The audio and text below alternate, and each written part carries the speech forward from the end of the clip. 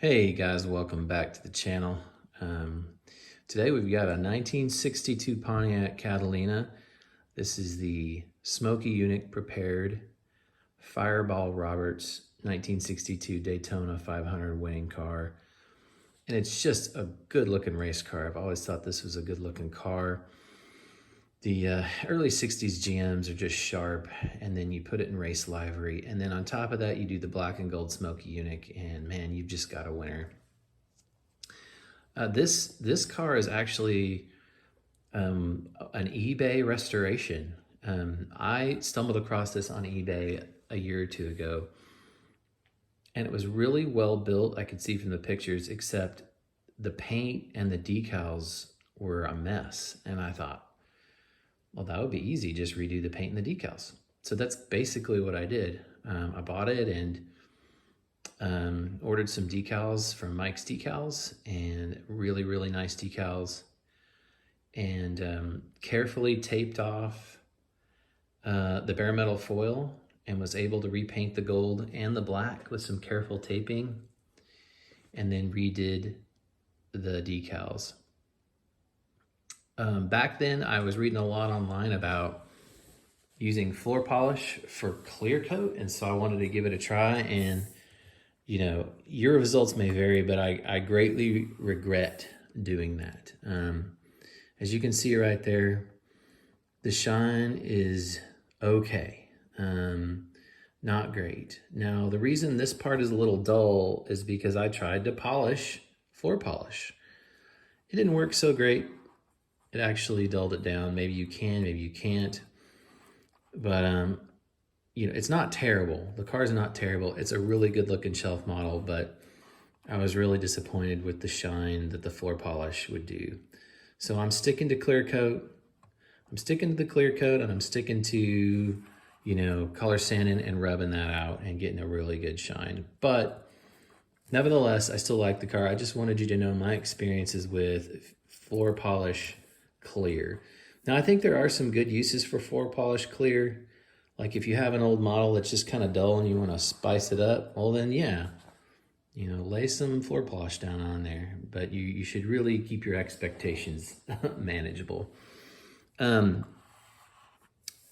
remember too, the decals on the roof looked like they had been burned. Like, I don't know how you burn decals on a roof and not burn a car, but maybe they were under a hot lamp and they got burned, but it was really weird. This car needed some love, so I re-decaled it, like I said.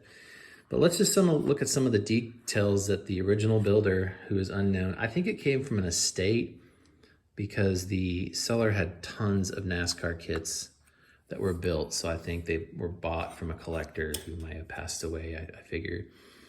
But I was really just kind of impressed by the details and thought a nice paint job could really pick this car up. So they converted it to a single 4-barrel like NASCAR would have, which is pretty cool. They wired the engine. That's correct Pontiac color. It's kind of hard to see in there, but they made a bolster for the side of the seat. You know, cut the bench seat in two, did a roll cage and belts, and even some door bars over there. So that might be a PPP cage, because I think these are PPP wheels and tires. So a lot of his cars from his collection seemed kind of old, but I don't know how long PPP's been around. So, you know, however long that aftermarket company's been around, is, you know, maybe an early version of that. So I didn't build anything, but I redid the decals and the paint, and he even included a gas cap with a little wire attached to it, which is a nice detail. And so somebody, and then the back window glass braces. So somebody really spent a lot of time, you know, making this a nice replica of Fireball Roberts 62 Pontiac. The builder even did the headlight blockouts, but I do remember I actually painted around the grille.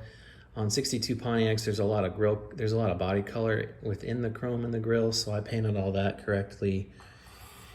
And if I remember right, there was no bare metal foil on this trunk detail, so I did that. I'm trying to remember what else did I do. I may have had to redo some of the foil around the roof. I don't remember. I don't think I did, but anyway, just a really sharp looking model,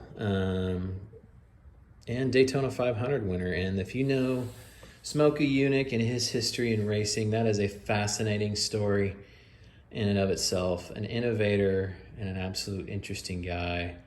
Best damn garage in town. Smokey Yunick, you can see right there. Smokey's, there you go. And so I really got into vintage NASCAR a couple years ago. And so I've been building a few of these things, and I've been just really having a good time with it. So thanks, guys, for coming by. The 37 Ford Custom is nearly done, and so there'll be a video, on that probably in the next day or two. Thanks. Bye-bye.